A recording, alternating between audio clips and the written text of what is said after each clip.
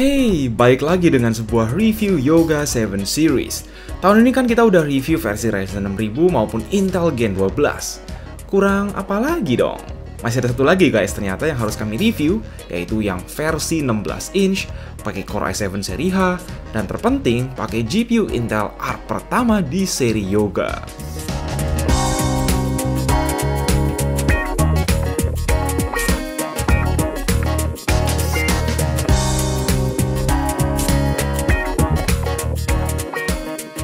Yap, rasanya sekaligus pertama kalinya kami review laptop 2-in-1 ukuran 16 inch dari Lenovo. Yoga 7i 16 inch ini tentu punya ukuran sangat luas sebagai sebuah laptop yang bisa di flip jadi tablet, namun pastinya akan sangat nyaman dipakai kerja dengan layar yang begitu luas. Secara desain dan konstruksi basically ya ini sama persis dengan Yoga 7i yang 14 inch, yakni body full anodized aluminium warna abu-abu dengan frame membulat di sekeliling layar dan bodi utama, dan solid menandakan bahwa ini produk premium. Again, ini sekaligus juga laptop 2-in-1 paling berat yang sejauh ini pernah kami coba, melebihi 2 kilo, udah setara bobot laptop-laptop gaming entry level ya. Bedanya ini lebih tipis aja, jadi buat yang di dalam ransel atau sleeve ini tetap enak. Dipakai sebagai tablet handheld tentu nggak recommended, pastinya lebih cocok untuk dipakai sebagai tablet di atas meja. Meski dia lebih besar dari yang versi 14 inch, secara resolusi layar dia justru lebih kecil loh.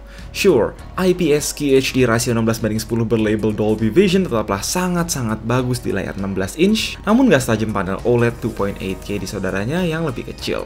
Sebagai touchscreen yang bisa dipakai sebagai drawing tablet dengan stylus yang udah termasuk dalam box, bagi beberapa seniman, ukuran 16 inch mungkin bisa bantu untuk menggambar fan art, commission, webtoon, atau doujin dengan lebih nyaman. Di atas layar kita bisa temukan webcam Full HD dengan privacy shutter dan login biometrik, karena lagi-lagi tidak ada opsi sensor fingerprint. Di sisi kanan ada combo audio jack, USB-A 3.2 Gen 1, dan tombol power. Lanjut kiri ada HDMI 2.0, satu lagi USB-A 3.2 Gen 1, always on, 2 port USB-C Thunderbolt 4 yang sekaligus bisa dipakai buat ngecas, dan alhamdulillah ada SD card reader full size. Lenovo berhasil memanfaatkan ukuran laptop luas ini untuk konektivitas yang beragam, tentu ditambah Wi-Fi 6E dan Bluetooth 5.1. Ukuran laptop 16 inch ini tidak hanya dimaksimalkan untuk layar dan konektivitas, tapi yang gak kalah penting adalah spesifikasi yang lebih gahar.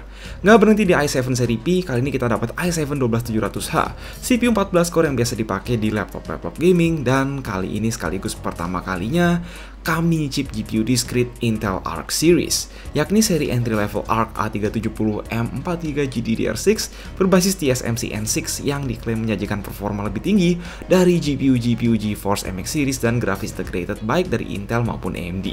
Di luar itu kita dapat RAM LPDDR5 soldered 16GB sama kayak Yoga 7i standar, ditemani SSD M.2 22421 TB, speed standar yang tapi bisa di-upgrade jadi 2280.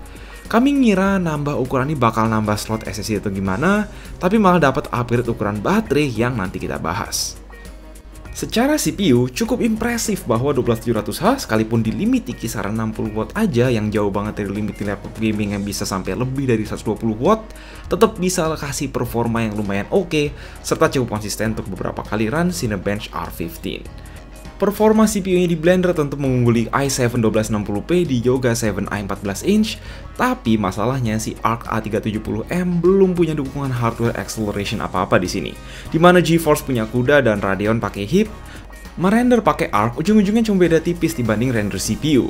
Di Adobe Premiere tentu dia juga hanya bisa playback dan render dengan OpenCL, namun untuk kecepatan ekspor video dia bisa lebih kencang daripada ZenBook 14X dengan Core i9 12900H, apalagi kalau dibanding Yoga 7i 14 inch tadi.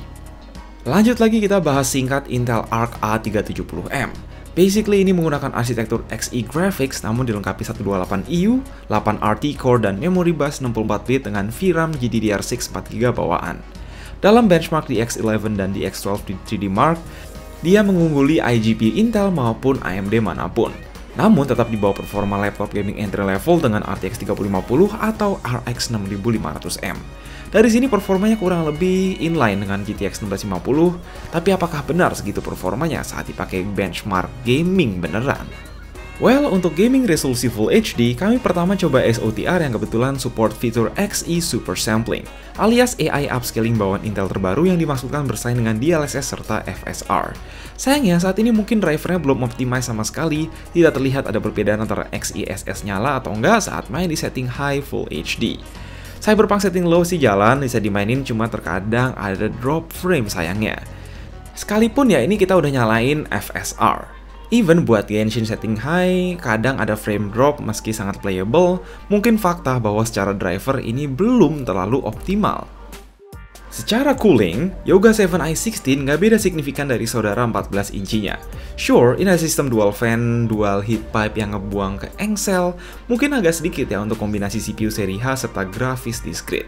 Makanya pas kami tes CPU-nya throttling, bisa mentok way di atas 90 derajat saat load penuh meski ini dayanya mentok di sekitar 60 watt saja. Namun, untungnya GPU nggak terlalu panas. Dia normal-normal aja, nggak melebihi kisaran 70 derajat, dan lolos stress test. Dari sini makanya bisa disimpulin bahwa frame drop di game itu likely lebih soal optimisasi driver GPU atau throttling di CPU.